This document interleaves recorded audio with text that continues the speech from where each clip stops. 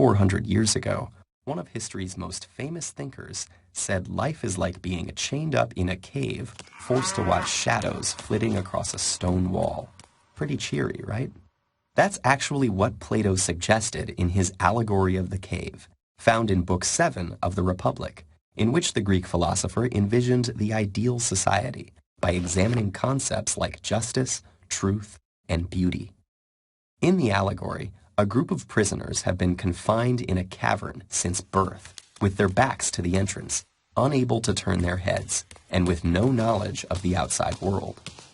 Occasionally, however, people and other things pass by the cave opening, casting shadows and echoes onto the wall of the captive's face.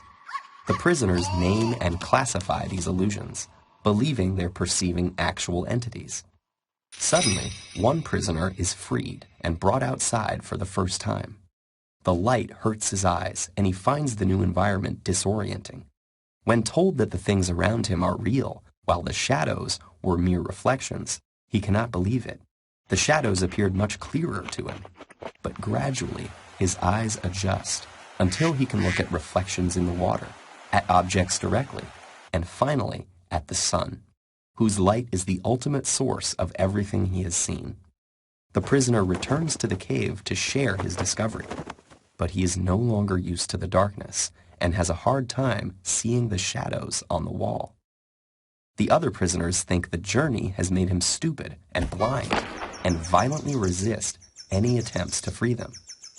Plato introduces this passage as an analogy of what it's like to be a philosopher trying to educate the public. Most people are not just comfortable in their ignorance, but hostile to anyone who points it out.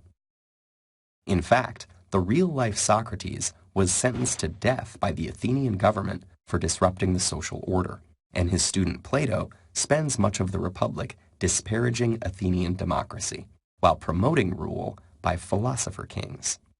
With the cave parable, Plato may be arguing that the masses are too stubborn and ignorant to govern themselves.